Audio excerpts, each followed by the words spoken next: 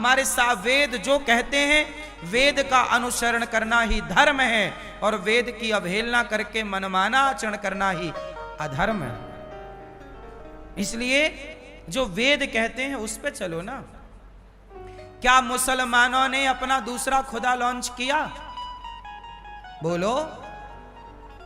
क्या क्रिश्चियनों ने अपना दूसरा यीशु लॉन्च किया? लेकिन हिंदुओं ने अपने भगवान लॉन्च कर दिए। तब तो हिंदुओं का पतन होता है।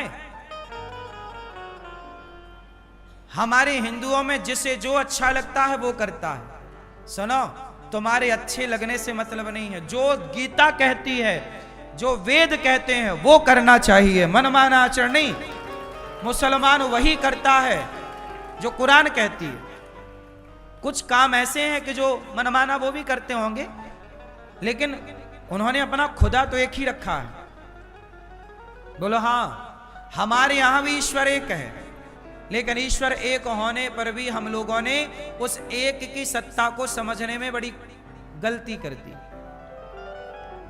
हमारे यहां देवता हैं बहुत, देवता व्यवस्थापक हैं। भगवान कितने हमारे यहां? सनातन में कितने भगवान हैं? बोलो जोर से। जब एक ईश्वर है तो दूसरा कहां से आएगा? और दूसरा हो जाएगा तो फिर व्यवस्था बनेगी कि बिगड़ेगी? और आज वही हुआ सनातन में। आज हमारा सनातन बट गया। और तो छोड़ो, भगवान के नाम पे बटा हुआ है।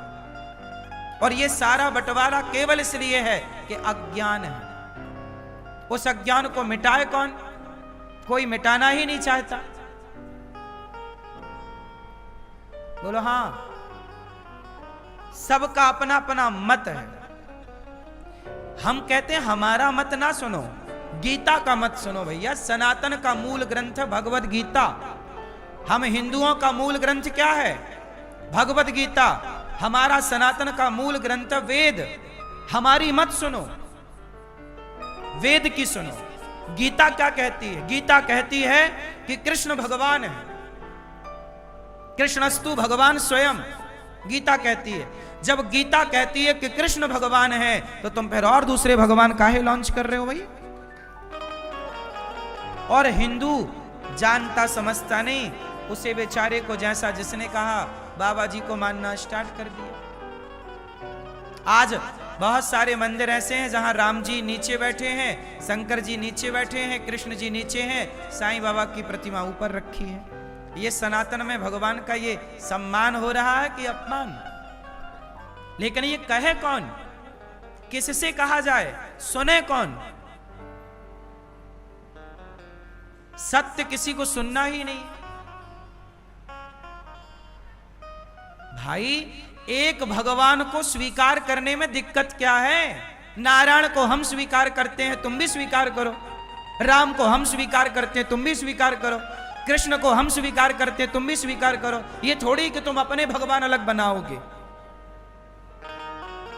पूजा करने की पद्धतियां अलग हो सकती हैं, प्रार्थना करने की परंपराएं, भाषाएं अलग हो सकती हैं, पर ईश्वर की सत्ता तो एक ही रहेगी ना। यदि ईश्वर की सत्ता में परिवर्तन हुआ तो परिणाम बुरा होगा। हाँ या ना? बोलो हाँ कि ना? इसलिए इन बातों को बहुत गंभीरता से समझने की जरूरत है।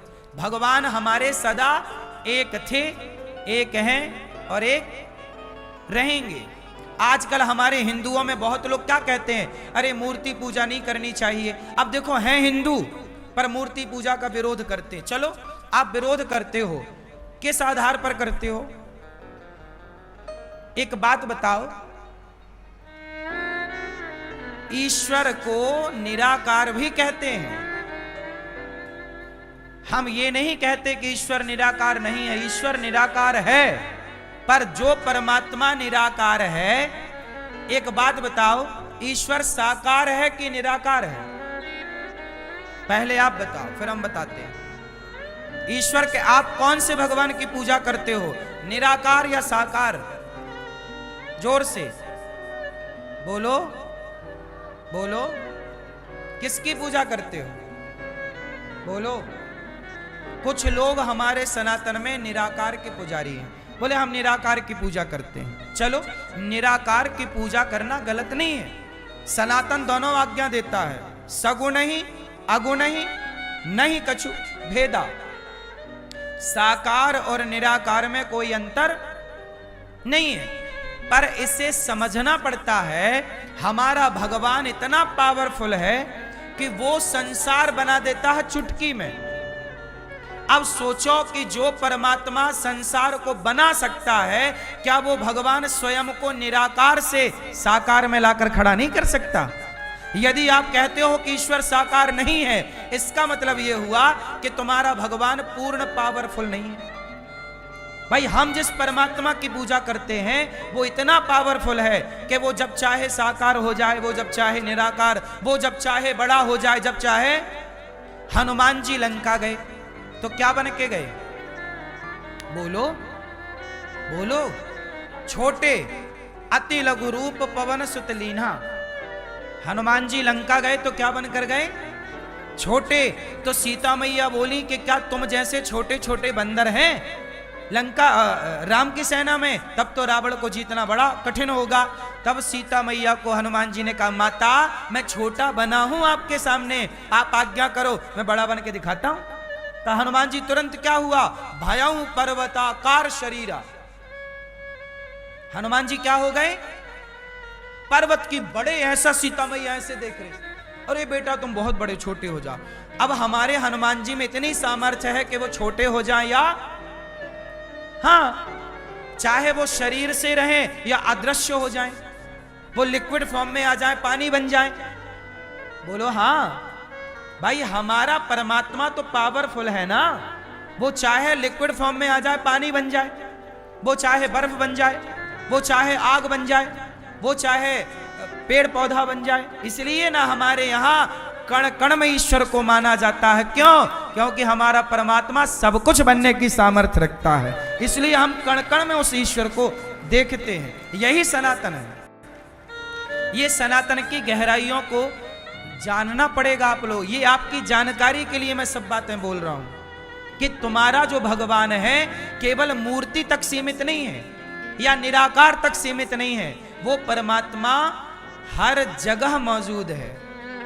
पानी के रूप में वह, आग के रूप में वह, सूर्य के प्रकाश के रूप में वह, हवा के रूप में वह, पृथ्वी के रूप में वह, पंच तत्व के रूप में वह। हाँ या ना? तो हमारा परमात्मा विराट है। विराट मतलब बड़ा। अणोर अणियान महतो महियान। छोटे से छोटा है, अणु परमाणु है, इतना छोटा है परमात्मा कि बताओ आपको कभी आत्मा का दर्शन हुआ? क्यों? इतने सारे डॉक्टरों ने परीक्षण किया, इत्यादि इत्यादि सब किया, माइक्रोस्कोप लगाया, सब किया, क्या आज तक विज्ञान आत्मा का दर्शन कर पाया कि आत्मा कैसी है? भाई साहब, जब मरता है तो निकलता क्या है? जब डेथ होती है तो निकलता क्या निकलता है कि आदमी मर जाता है? कुछ तो निकलता ही होगा। उसे विज्ञान पकड़ पाया? उत्तर दो। साइंस पकड़ पाया?